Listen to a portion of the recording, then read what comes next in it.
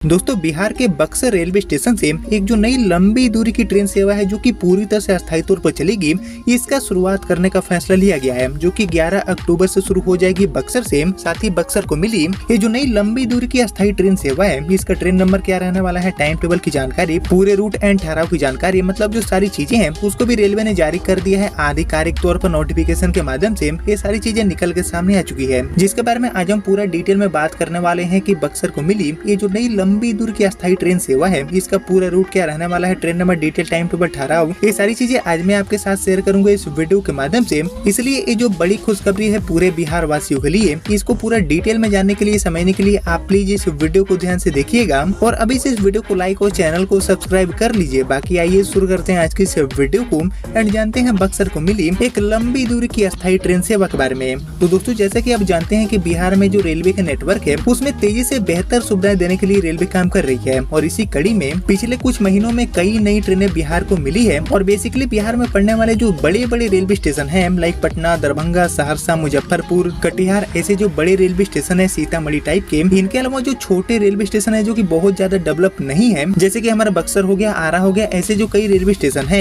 यहाँ से भी जो लंबी दूरी की यात्रा है उसको सीधे तौर पर पॉसिबल बनाने के लिए रेलवे लगातार काम कर रही है और इसी कड़ी में बक्सर रेलवे स्टेशन को 11 अक्टूबर से ये जो नई अस्थायी लंबी दूरी की ट्रेन सेवा है इसका सौगात देने का फैसला किया गया है, जिसके रिगार्डिंग सारी जो चीजें हैं उसको भी रेलवे ने जारी कर दिया है। तो आइए मैं आपको सबसे पहले बताता हूँ कि बक्सर को मिली ये जो नई लंबी दूरी की अस्थायी ट्रेन है, इसका ट्रेन नंबर रेलवे ने क्या जारी किया है और इस गाड़ी का जो पूरा रूट है बक्सर से वो क्या रहने वाले हैं। तो एक्चुअली बक्सर को मिली ये जो लंबी दूरी की अस्थायी ट्रेन सेवा है, इसका ट्रेन नंबर रेलवे ने जारी कर दिया है 22843 एंड 22844 एंड इन्हीं दोनों ट्रेन नंबरों के साथ ये गाड़ी बक्सर से पटना होते हुए छत्तीसगढ़ के बिलासपुर तक जाने वाली है। जी हाँ, बिलासपुर तक पहली बार बक्सर से ही सीधे रेल यात्रा को पॉसिबल बनाने के लिए ये जो अस्थायी ट्रेन है इसका सौगात देने का फैसला किया गया है, जो कि बक्सर से 11 अक्टूबर से शुरू हो जाएगी। बाकी इसको लेकर मिली जानकारी के अकॉर्डिंग एक्चुअली रेलवे ने बक्सर के जो लोग हैं उनको बड़ी सौगात देते हुए अभी तक पटना से बिलासपुर के बीच में चलने वाली जो हमारी साप्ताहिक एक्सप्रेस गाड़ी है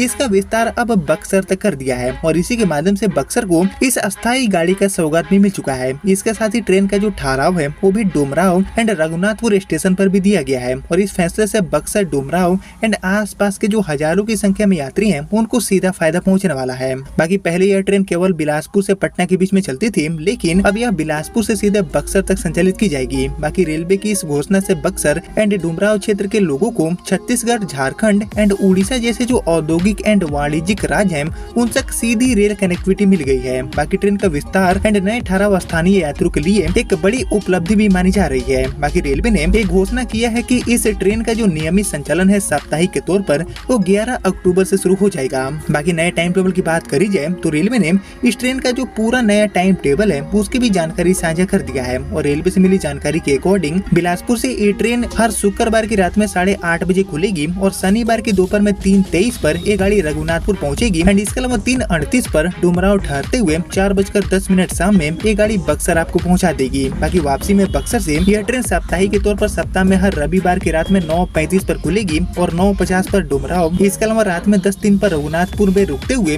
ये गाड़ी अगले दिन यानी कि सोमवार के समय 5:20 पर आपको बिलासपुर पहुंचा देगी। यानी कि पहली बार बिलासपुर तक एक जो सीधी ट्रेन सेवा है वो बक्सर से अवेलेबल हो गई है। बाकी अब तक बक्सर एंड डुमराव के यात्रियों को टाटानगर, राउरकेला, झारसुगुड़ा या फिर बिलासपुर जैसे जो बड़े औद्योगिक शहर हैं उन तक जाने के लिए पटना या फिर और भी जो बड़े जंक्शन है, बड़े बड़े जो रेलवे स्टेशन है उन पर पहुंचकर ट्रेनें बदलनी पड़ती थी, लेकिन अब इस नए विस्तार के बाद यात्रियों को सीधे उनके शहर से यानी कि बक्सर, रघुनाथपुर जैसे जो रेलवे स्टेशन है वहां से ही बड़े शहरों तक जाने के लिए इस गाड़ी की सुविधा मिल गई है। बाकी रेलवे ने बताया है कि ये जो ट्रेन है वो बक्सर से चलकर डुमराव, आरा, बिहटा,